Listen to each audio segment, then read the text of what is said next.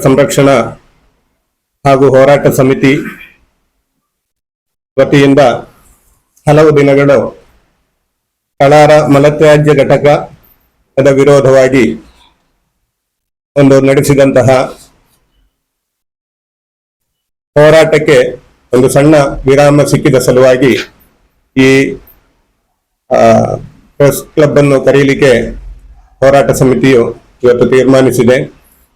ಹಲವು ಕಡೆಗಳಲ್ಲಿ ಇದರ ದುಷ್ಪರಿಣಾಮಗಳನ್ನು ಎತ್ತಿ ಹಿಡಿದು ಅದನ್ನು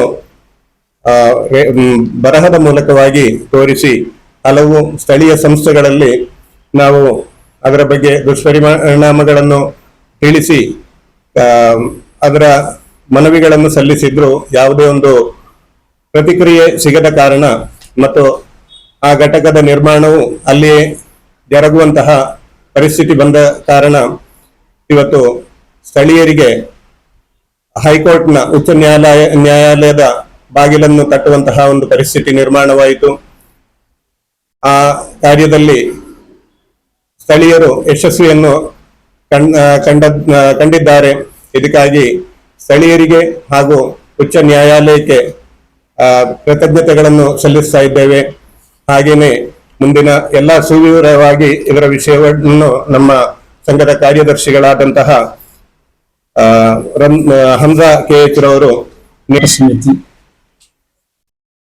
ನಡೆಸಿದಂತಹ ಈ ಒಂದು ಪತ್ರಿಕಾಗೋಷ್ಠಿಯಲ್ಲಿ ಭಾಗವಹಿಸಿದಂತಹ ಎಲ್ಲ ಪತ್ರಿಕಾ ಮಾಧ್ಯಮದವರಿಗೂ ಕೂಡ ಅಭಿನಂದನೆಗಳು ಮತ್ತು ಧನ್ಯವಾದಗಳನ್ನು ಕೂಡ ಸಮರ್ಪಿಸುತ್ತಾ, ನಾವು ಈ ಒಂದು ಪತ್ರಿಕಾಗೋಷ್ಠಿಯನ್ನು ಇಲ್ಲಿ ಕರಿಬೇಕಾದ್ರೆ ಈ ಒಂದು ಅವಶ್ಯಕತೆ ನಮಗೆ ಬಹಳ ಮುಖ್ಯವಾಗಿತ್ತು. ಯಾಕಂತ ಹೇಳಿದ್ರೆ 3 ತಿಂಗಳಿಂದ ನಿರಂತರವಾಗಿ ನಮ್ಮ ಕಳಾರ ಪರಿಸರದಲ್ಲಿ ನಿರ್ಮಾಣವಾಗುತ್ತಿರುವಂತಹ ಮಲತ್ಯಾಜ್ಯ ಘಟಕ, ಇದನ್ನು ಸ್ಥಳೀಯ ಆಡಳಿತ, ಅದೇ ರೀತಿ ಜಿಲ್ಲಾಡಳಿತ, ಅದೇ ರೀತಿ ಬಾಕಿ ಇರುವಂತಹ ವಾಯುಮಾಲಿನ್ಯ ಮಂಡಳಿ ಎಲ್ಲ ಇಲಾಖೆಗಳಿಗೂ ಕೂಡ ನಾವು ಮೊರೆ ಹೋಗಿ ಯಾವುದೇ ಕಾರಣಕ್ಕೂ ಕೂಡ ಜನವಸತಿ ಪ್ರದೇಶದಲ್ಲಿ ಇದು ನಿರ್ಮಾಣವಾಗಬಾರದು ಎಂಬ ನಿಟ್ಟಿನಲ್ಲಿ ಮತ್ತು ಕುಟುಂಬ ದೈವಸ್ಥಾನ, ನಮ್ಮ ಗಣೇಶ್ರವರ ಕುಟುಂಬ ದೈವಸ್ಥಾನವೂ ಕೂಡ ಅಲ್ಲಿ ಹತ್ತಿರದಲ್ಲಿ ಇರುವುದರಿಂದ, ಅಂಗನವಾಡಿ ಶಾಲೆ ಎಲ್ಲವೂ ಕೂಡ ಹತ್ತಿರದಲ್ಲಿ ಇರುವುದರಿಂದ ಅಲ್ಲಿ ನಿರ್ಮಾಣ ಮಾಡಲೇಬಾರದು ಎಂಬಂತಹ ಒಂದು ಒತ್ತಡವನ್ನು ಇಟ್ಟುಕೊಂಡು ನಾವು ಎಲ್ಲಾ ರೀತಿಯಲ್ಲಿ ಕೂಡ ಹೋರಾಟ ಸಂರಕ್ಷಣಾ ಸಮಿತಿ ಮಾಡುತ್ತಾ ಇದ್ದಂತಹ ಸಂದರ್ಭದಲ್ಲಿ ಕೂಡ ಹಲವು ರಾಜಕೀಯ ವ್ಯಕ್ತಿಗಳಾಗಿರ್ಲಿ ಅಥವಾ ಅಧಿಕಾರಿಗಳಾಗಿರ್ಲಿ ಅದು ಅಲ್ಲೇ ಆಗ್ಬೇಕು, ಅಲ್ಲೇ ಆಗುವುದು ಎಂಬಂತಹ ಒಂದು ವರ್ತನೆಯು ನಮಗೆ ಕಂಡು ಬಹಳ ಬೇಸರಗೊಂಡು ಅಧಿಕಾರಿಗಳಿಂದ, ಯಾಕಂತ ಹೇಳಿದರೆ ಇದಕ್ಕೆಲ್ಲದಕ್ಕೂ ಬೇಕಾದ್ದು ವಾಯುಮಾಲಿನ್ಯ, ಕರ್ನಾಟಕ ವಾಯುಮಾಲಿನ್ಯ ಮಂಡಳಿಯ ನಿರಾಕ್ಷೇಪಣಾ ಪ್ರಮಾಣ ಪತ್ರ ಬೇಕಿತ್ತು.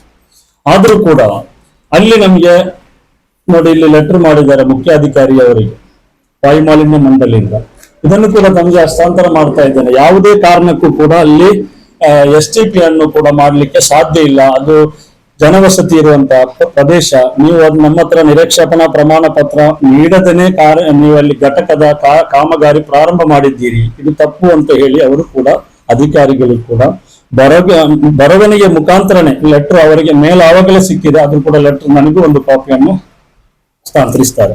ಆದ್ದರಿಂದ ಇದೆಲ್ಲವನ್ನು ಕಂಡು ನಮ್ಮ ಹೋರಾಟ ಸಂರಕ್ಷಣಾ ಸಮಿತಿಯ ಕೋಶಾಧಿಕಾರಿಯಾದ ಗಣೇಶ್ರವರು ಅವರ ನೇತೃತ್ವದಲ್ಲಿ ಈ ಒಂದು ಘಟಕಕ್ಕೆ ಯಾವ ರೀತಿಯಲ್ಲಾದರೂ ಕೂಡ, ಯಾಕಂತ ಹೇಳಿದ್ರೆ ಜನರಿಗೆ ಘಟಕಕ್ಕಿಂತಲೂ ಮುಖ್ಯ ಆರೋಗ್ಯ ಆಗಿರ್ತದೆ. ಆರೋಗ್ಯ ಹದಗೆಟ್ಟಿಕೊಂಡು ಯಾವುದೇ ಘಟಕವು ಕೂಡ ಒಂದು ಊರಿಗೆ ಆಗ್ಲಿ ಗ್ರಾಮಕ್ಕಾಗ್ಲಿ ಅದೊಂದು ಒಳ್ಳೆಯ ಅಭಿಪ್ರಾಯವಲ್ಲ.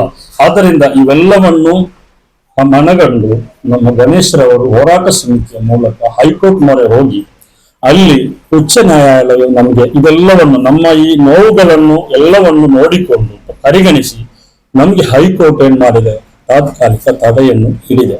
ಆದ್ರಿಂದ ಇನ್ನು ಮುಂದಕ್ಕಾದ್ರೂ ಕೂಡ ಜನಪ್ರತಿನಿಧಿಗಳಾಗಿರ್ಲಿ, ಅಲ್ಲದೆ ಅಧಿಕಾರಿಗಳಾಗಿರ್ಲಿ, ಸ್ಥಳೀಯ ಅಧಿಕಾರಿಗಳಾಗಿರ್ಲಿ, ಜಿಲ್ಲಾಧಿಕಾರಿಗಳಾಗಿರ್ಲಿ, ಯಾವ ಮಂಡಳಿಯ ಅಧಿಕಾರಿಗಳಾಗಿರ್ಲಿ, ಹೈಕೋರ್ಟಿನ ಆದೇಶವನ್ನು ನಾವು ಗೌರವಿಸ್ತೇವೆ. ಅದೇ ರೀತಿ ಅಧಿಕಾರಿಗಳು, ಜನಪ್ರತಿನಿಧಿಗಳು, ರಾಜಕೀಯದವರು ಎಲ್ಲರೂ ಕೂಡ ಈ ಒಂದು ಹೈಕೋರ್ಟ್ನ ಆದೇಶವನ್ನು ಗೌರವಿಸಬೇಕು ಅಂತ ಮಾಧ್ಯಮದ ಮುಖಾಂತರ ಅವರಿಗೂ ಹೇಳಲಿಕ್ಕೆ ಇಚ್ಛೆ ಪಡ್ತಾ ಇದ್ದೇವೆ. ಅದೇ ರೀತಿ ನಮ್ಮ ಈ ಒಂದು ಹೋರಾಟ ಆಗಲಿ, ಈ ಘಟಕ ನಿರ್ಮಾಣದ ವಿರುದ್ಧವಾಗಿ ನಾವು ಹೋರಾಡುವಂತ ಹೋರಾಟ ಘಟಕದ ವಿರುದ್ಧವಲ್ಲ. ಜನವಸತಿ ಪ್ರದೇಶದಲ್ಲಿ ಈ ಒಂದು ಘಟಕವನ್ನು ಸ್ಥಾಪನೆ ಮಾಡುವುದಕ್ಕೆ ಎಲ್ಲಾ ರೀತಿಯಲ್ಲೂ ಕೂಡ ಇಲಾಖೆಗಳಿಂದ ಅದು ವಿರೋಧವಿದೆ. ಅದರ ಯಾವುದೆಲ್ಲ ಮಾನದಂಡಗಳಿವೆ ಅವುಗಳೆಲ್ಲವನ್ನು ಪರಿಗಣಿಸಿಕೊಂಡು ಅದೆಲ್ಲವನ್ನು ಸರಿಪಡಿಸಿ ಅದು ಯಾವ ವಾರ್ಡಿನಲ್ಲಿ ಎಲ್ಲಿ ಬೇಕು ಅಂತ ನಾವು ಹೇಳುವುದಿಲ್ಲ. ಇನ್ನು ಕೆಲವರು ಹಾಗೆ ಹೇಳುವವರು ಇರ್ತಾರೆ, ನಮ್ಗೆ ಅವರ ಬಗ್ಗೆ ಏನು ಮಾತಾಡ್ಲಿಕ್ಕಿಲ್ಲ. ಆದ್ರೂ ಕೂಡ ನಮ್ದು ರಾಜಕೀಯವಲ್ಲ, ರಾಜಕೀಯಕ್ಕೆ ಬೇಕಾಗಿ ಅಲ್ಲ.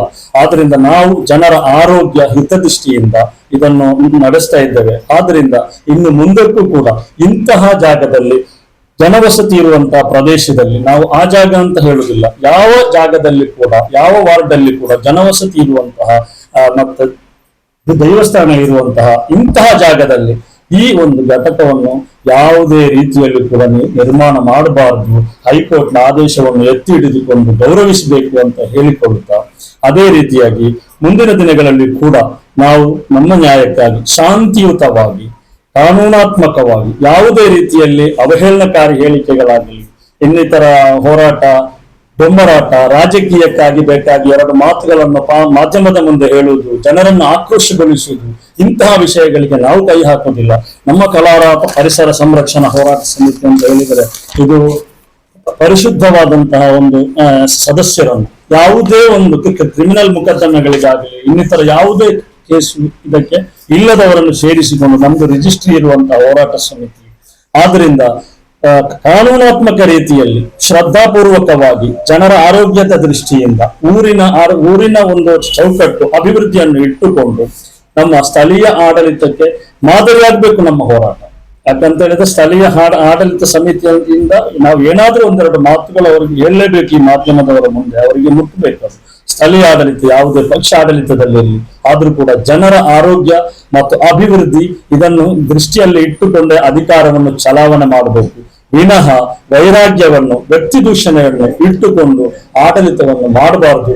ಹಾಗೆ ಮಾಡಿದ್ರೂ ಕೂಡ ಅದನ್ನು ಹಿಂಪಡೆದುಕೊಂಡು ಅವರು ಮಾದರಿ ರೀತಿಯಲ್ಲಿ ಆಡಳಿತವನ್ನು ನಿರ್ಮಾಣ ಮಾಡಬೇಕು. ಈ ಕೇಂದ್ರ ಸರ್ಕಾರದಿಂದ ಬಂದಂತಹ ಈ ಒಂದು ಘಟಕವನ್ನು ನಮ್ಮ ಕಡಪ ಪಟ್ಟಣ ಪಂಚಾಯತ್ ವ್ಯಾಪ್ತಿಯಲ್ಲಿ ಅದಕ್ಕೆ ಸೂಕ್ತವಾದ ಪ್ರದೇಶದಲ್ಲಿ ಅದನ್ನು ನಿರ್ಮಾಣ ಮಾಡಲೇಬೇಕು.